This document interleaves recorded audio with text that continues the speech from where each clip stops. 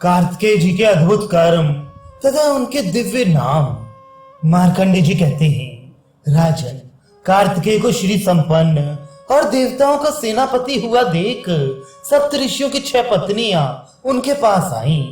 वे धर्मयुक्ता और व्रतशीला थीं। फिर भी ऋषियों ने उन्हें त्याग दिया था। उन्होंने देवसेना के स्वामी भगवान कार्तिकेय से कहा, बेटा, हमारे देवतुल्य पतियों ने अकारण ही हमारा त्याग कर दिया है, इसलिए हम पुण्य लोक से च्युत हो गए हैं। उन्हें किसी ने यह समझा दिया है कि हमसे ही तुम्हारा जन्म हुआ है, अतः हमारी सच्ची बात सुनकर तुम हमारी रक्षा करो। तुम्हारी कृपा से हमें अक्षय स्वर्ग की प्राप्ति हो सकती है।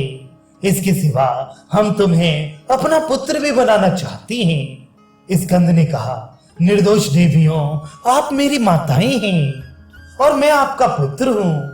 इसके सिवा आपकी यदि कोई और इच्छा हो तो वह भी पूर्ण हो जाएगी। जब कार्तिकेय जी ने अपनी माताओं का इस प्रकार प्रिय किया तो स्वाहा ने भी उनसे कहा, तुम मेरे औरस पुत्र हो। मैं चाहती हूँ कि तुम मेरा एक अत्यंत दुर्लभ प्रिय कार्य करो। तब स्कंद ने उनसे कहा, तुम्हारी क्या इच्छा है? स्वाहा बोली, मैं दक्ष प्रजापति की लाडली कन्या हूँ। बचपन से ही अग्निदेव पर मेरा अनुराग है, किंतु अग्नि को पूर्णतया मेरे प्रेम का पता नहीं है। मैं निरंतर उन्हीं के साथ रहना चाहती हूँ। तब स्कंद ने कहा, ब्राह्मणों के हव्य कव्य आदि जो भी पदार्थ मंत्रों से शुद्ध किए हुए होंगे, उन्हें वे स्वाहा ऐसा कहकर ही अग्नि में हवन करेंगे। कल्याणी, इस प्रकार अग्निदेव सर्वदा तुम्हारे साथ ही रहेंगे। स्कंद ने ऐसा कहकर फिर स्वाहा का पूजन किया। इससे उससे बड़ा संतोष हुआ और फिर अग्नि से संयुक्त हो उसने स्कंद का पूजन किया। तदनंतर ब्रह्मा जी ने स्कंद से कहा, तुम अपने पिता त्रिपुर विनाशक महादेव जी के पास जाओ, क्योंकि संपूर्ण लोकों के हित के लिए भगवान रुद्र ने अग्नि में और उमा ने स्वाहा में प्रवेश करके तुम्हें उत्पन्न किया है। ब्रह्मा जी की यह बात सुनकर श्री कार्तिकेय जी तथा स्तु ऐसा कहकर महादेव जी के पास चले गए। मार्कंडेय जी कहते हैं, जिस समय इंद्र ने अग्नि कुमार कार्तिकेय जी को सेनापति के पद पर अभिषिक्त किया, उस समय भगवान शंकर अत्यंत प्रसन्न होकर पार्वती जी के सहित एक सूर्य के समान कांति वाले रथ में बैठकर भद्रवट को चले। उस समय गुहकों के सहित श्री कुबेर जी पुष्पक विमान में बैठकर उनके आगे चलते थे। इंद्र ऐरावत पर चढ़कर देवताओं के सहित उनके पीछे चलते थे। उनकी दाहिनी ओर वसु और रुद्रों के सहित अनेकों अद्भुत देव सेनानी थे। यमराज भी मृत्यु के सहित उन्हीं के साथ थे। यमराज के पीछे भगवान शंकर का अत्यंत दारुण 3 नोकों वाला विजय नाम का त्रिशूल चलता था। उसके पीछे तरह तरह के जलचरों से घिरे हुए जलाधीश वरुण जी चल रहे थे। उस समय चंद्रमा ने महादेव जी के ऊपर श्वेत छत्र लगाया। वायु और अग्नि चंवर लिए स्थित थे। उनके पीछे राज ऋषियों के सहित देवराज इंद्र स्तुति करते चलते थे। तब महादेव जी ने बड़ी उदारता से कार्तिकेय जी से कहा, तुम सर्वदा सावधानी से व्यूह की रक्षा करना।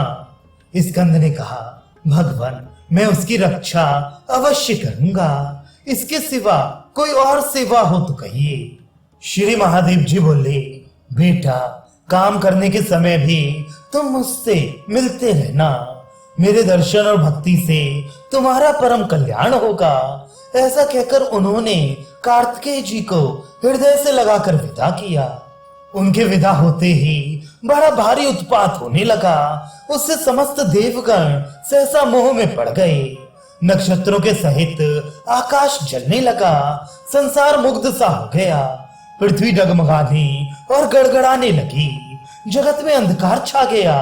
इतने ही में महापर्वत और मेघों के समान अनेकों प्रकार के आयुधों से सुसज्जित बड़ी भयानक सेना दिखाई दी।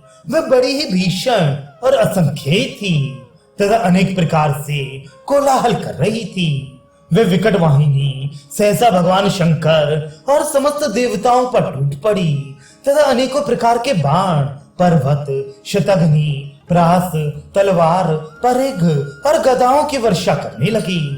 उस भयंकर शस्त्रों की वर्षा से व्यथित होकर थोड़ी ही देर में देवताओं की सेना संग्राम छोड़कर भागने लगी।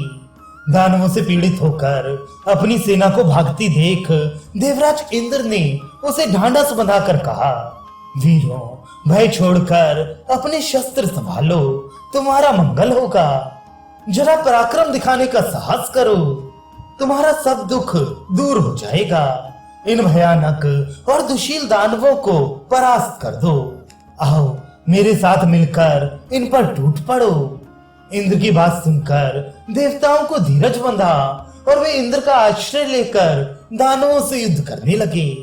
तब वे समस्त देवता और महाबली मरुत, साध्य एवं वसुगण भी शत्रुओं से भिड़ गए तथा उनके छोड़े हुए अस्त्र शस्त्र और बाण दैत्यों के शरीर का भरपेट रुद्रपान करने लगे। बाणों की वर्षा से दानवों के शरीर छलनी हो गए और छितराए हुए बादलों के समान रणभूमि में सब ओर गिरने लगे। इस प्रकार देवताओं ने उस दानव सेना को अनेकों प्रकार के बाणों से व्यथित कर डाला और उसके पैर उखाड़ दिए। इतने ही में महेश नाम का एक दारुण दैत्य बड़ा भारी पर्वत लेकर देवताओं की ओर दौड़ा। उसे देखकर देवता भागने लगे, किंतु उसने पीछा करके भागते हुए देवताओं पर वह पहाड़ पटक दिया।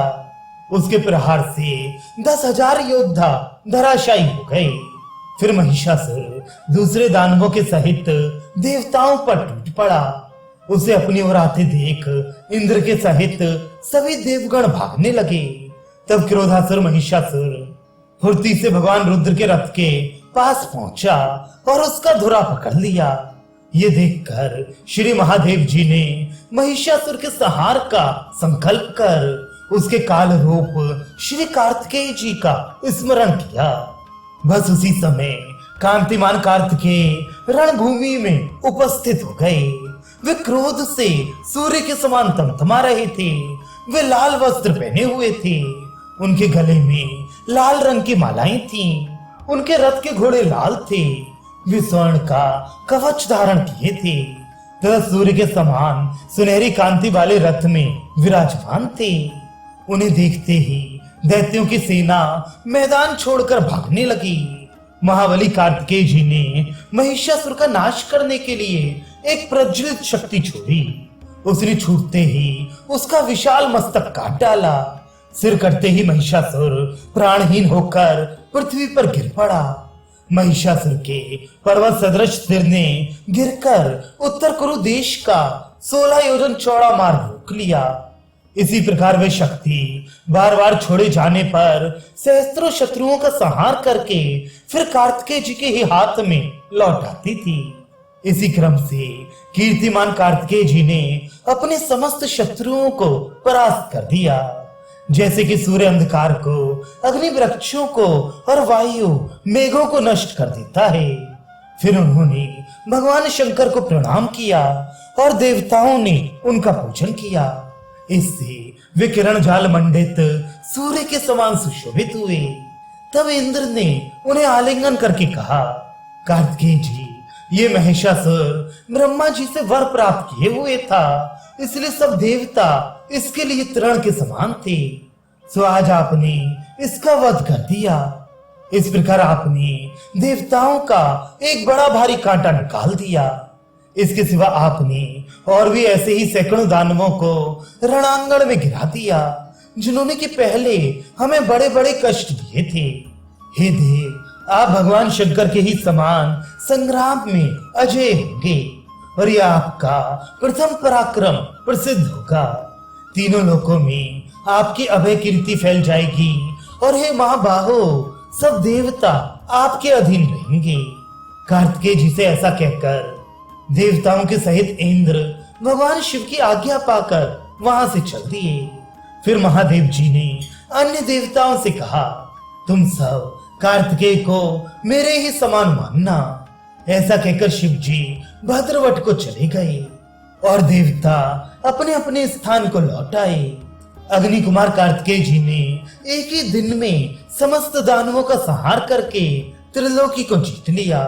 तब महर्षियों ने उनकी सम्यक प्रकार से पूछा कि युधिष्ठिर बोले, द्विजवर, मैं भगवान कार्तिकेय जी के तीनों लोकों में विख्यात नाम सुनना चाहता हूँ।